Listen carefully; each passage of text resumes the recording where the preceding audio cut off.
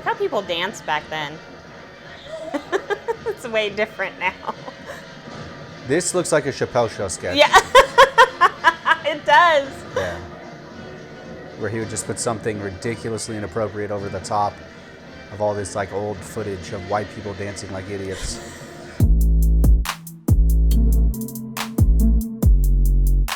Hey everyone, and welcome to our YouTube channel. I'm Stasi. I'm Steven. And today we're both going to watch It's a Wonderful Life for the first time. How this is going to work, we're going to see what each other knows about the movie. Then we'll give a few details about the movie. We'll go watch it, then we'll come back and give you our review. Steven, what do you know about It's a Wonderful Life? I know virtually nothing about this movie. I know that you bought the 4K black and white remastered off of Amazon, and it arrived a few days ago. Looking at the back of the case, I saw that the movie came out in 1946. So, by far the oldest movie I'll have ever seen after we go watch it. Yeah. Similar to Steven, I don't know much about the movie other than it's like a classic Christmas film. And I believe it's one of those moral of the story kind of movies where you come away from it a better person, maybe, possibly. We'll see. So according to the back of the case here, It's a Wonderful Life stars James Stewart, Donna Reed, Lionel Barrymore, Beulah Bondi, and Gloria Grahame. It was written by Francis Goodrich, Albert Hackett, and Frank Capra, and it was produced and directed by Frank Capra. Yeah, so now we'll go watch it, and we'll come back and let you know what we thought. Stick around to see if we liked It's a Wonderful Life. Yeah. And I love Christmas, so I better like this movie.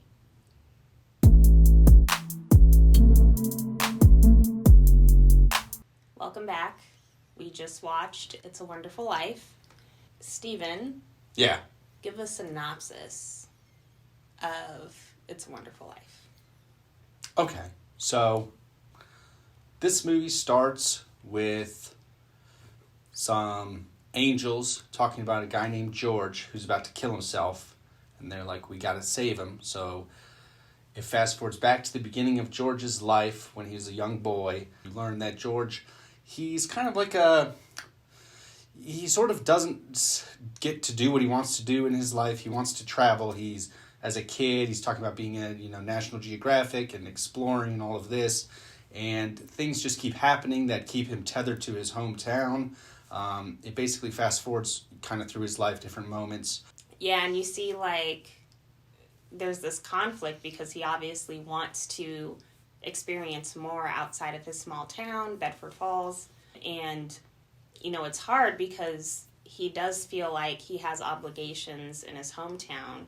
So that's really what keeps him there. Yeah, he feels stuck. Yeah. Things keep happening, when the night before he's going to go to Europe and go abroad, and then his father has a stroke, so he has to stay there for several months and clean up the company that his father owns, and he ends up having to run the company then for 4 years after that, until his brother, who's supposed to come back and run the company, doesn't. Well, you see him making a lot of sacrifices, with his brother.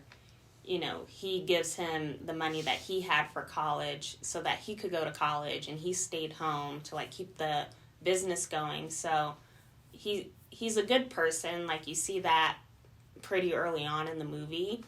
He does become very cynical. He becomes jaded. Yeah. And so basically he has a wife, Mary. They have 4 kids, and his father's business that he ends up inheriting is a loan and building company.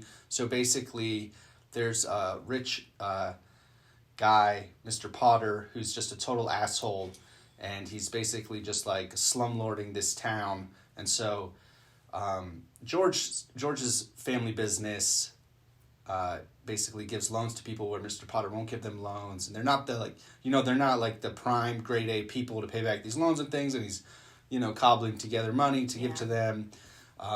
He gets married to Mary, and then they're about to leave on their honeymoon, and the Great Depression hits, and he has to stay back and keep his business afloat, and he's literally giving money out of his own pocket to people so that they don't go broke or have to go to Mr. Potter for money. God, why would you pull the cash out?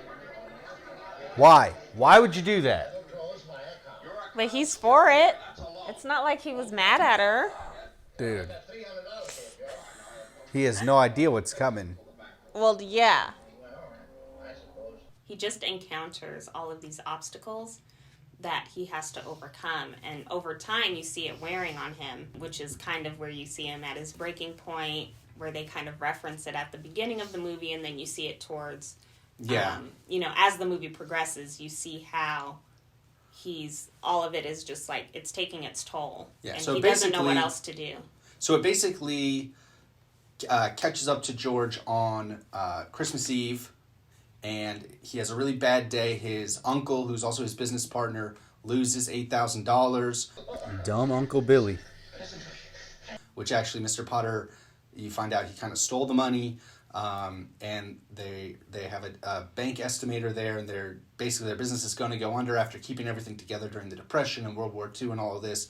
And he goes home to his wife, and his daughter's sick, and his kids are, excited about Christmas and bothering him, and he's just had this terrible day.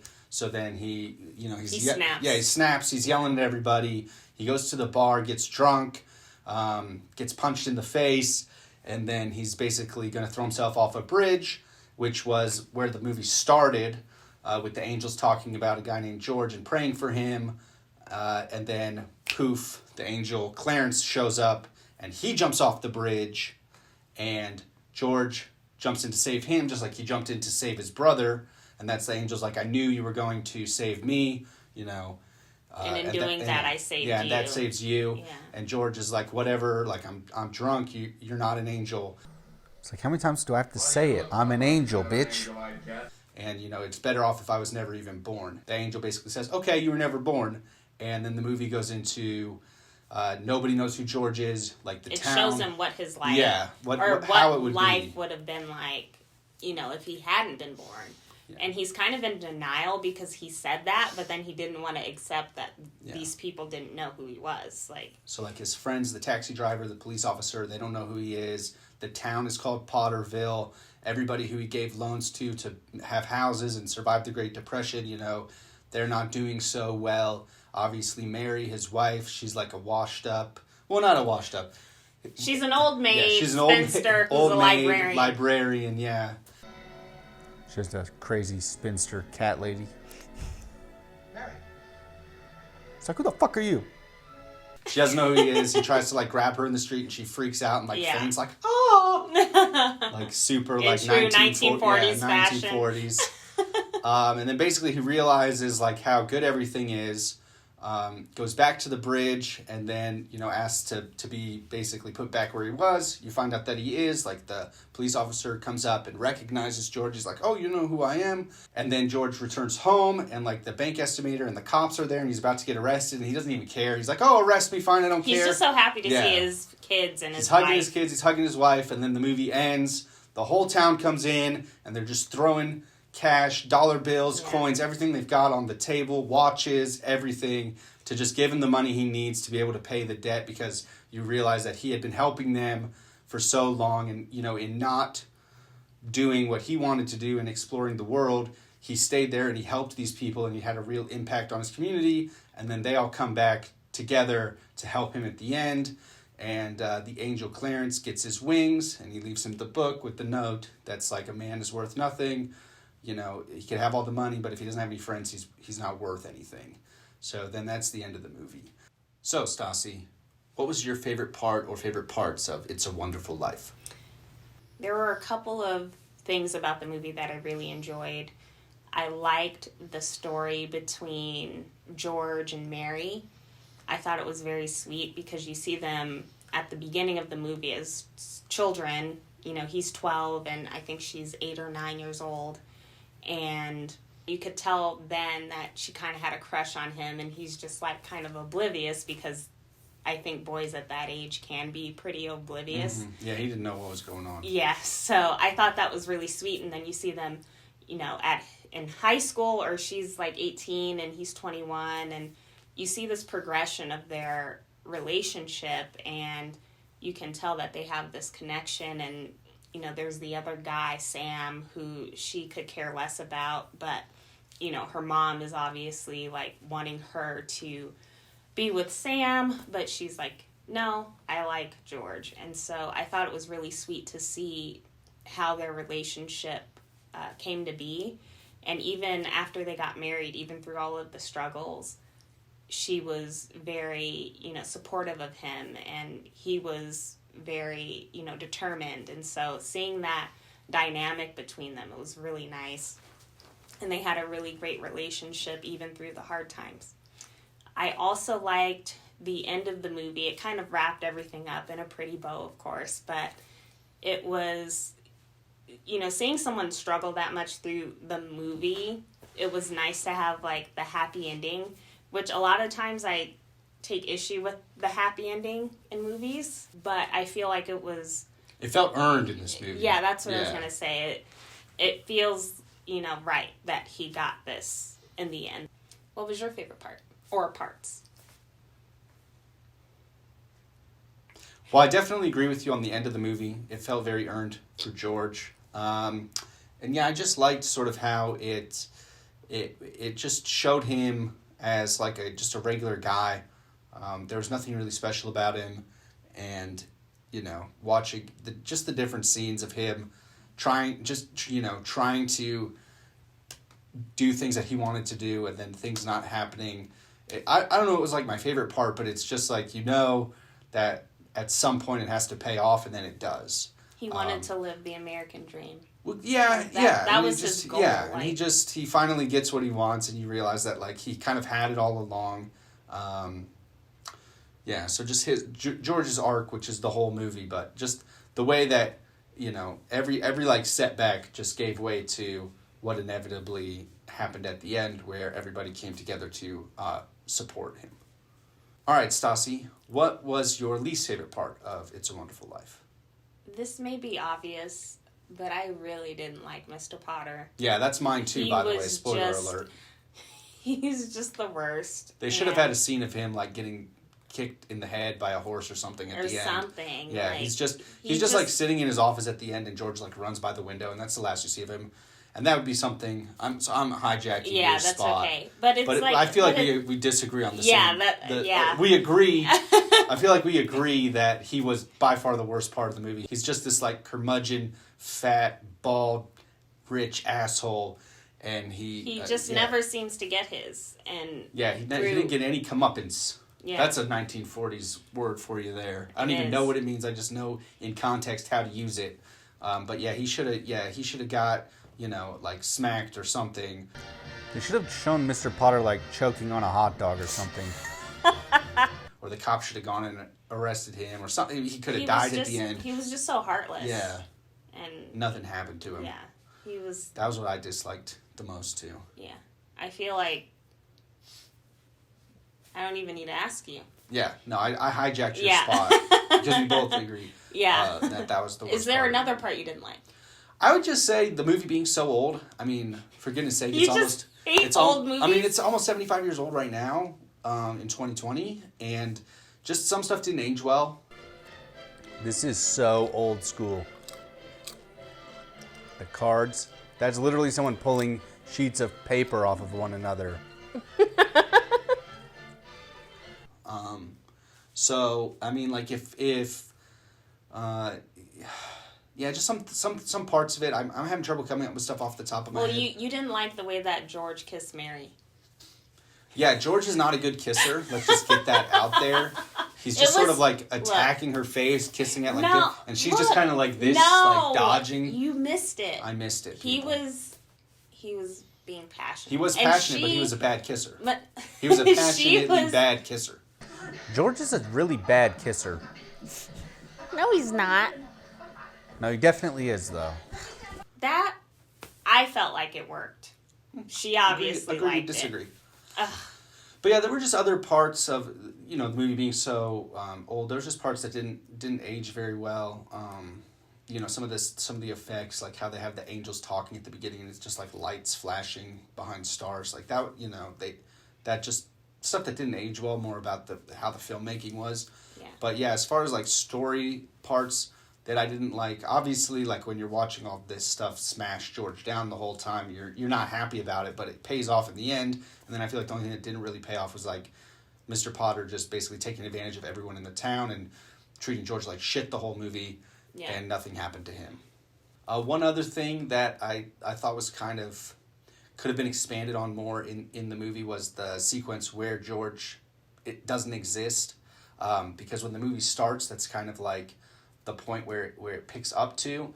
And so I get that you had to spend a lot of time showing who he was and what happened to get to that point, but I just wish that, it's sort of like it's sort of like a 10-minute sequence where he runs around to everybody and they don't know who he is. And I wish that sort of had been drawn out more, because that, we get that he realizes that obviously it's better that he exists than not exist, but just, it took like almost 2 hours basically to get to that point, and then you get like 10 minutes of that, and then you get the end of the movie. And so I feel like maybe if they had paced it a little better to where, we got a better idea of the real impact that had on George. The ramifications. Yeah, and just sort of had that sequence play out a little bit longer.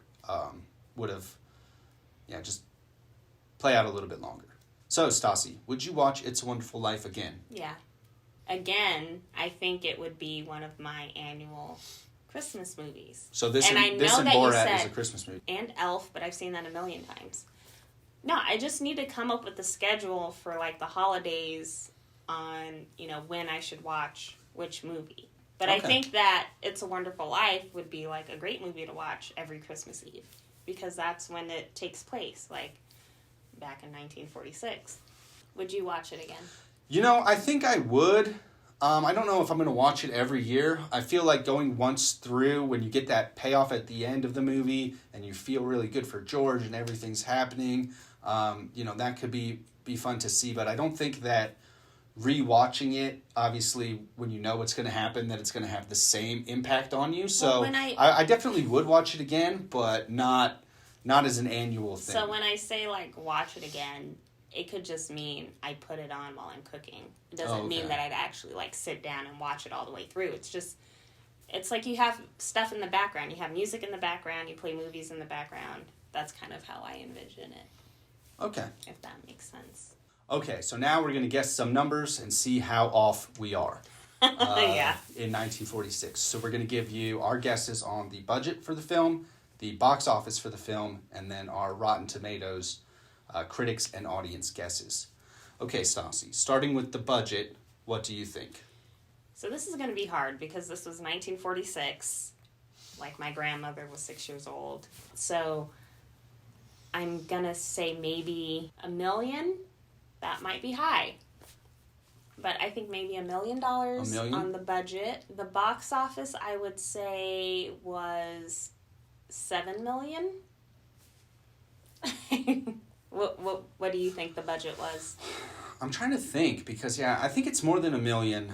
I don't think it's too much more though. I mean, maybe like $3.5 million. Okay, so for the box office, I think it probably made about $25 million. So I'm going 3.5 and 25. Okay. Okay, Stasi, so for Rotten Tomatoes, what are your guesses? Critics and audience. Critics, I would say 90. Audience, probably 90 as well. I'll probably, so 90 for both? 90 for both. To be honest, I wanted to do 90 for both, but since you took 90 for both, I'm going to go 85 really? For both. Yeah. Really? I was really going to go.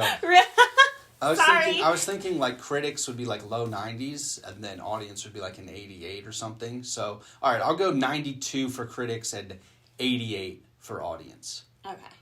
All right, Stasi, look up those numbers. So, the budget, pretty good. $3.18 million. I said between 3 and 3.5.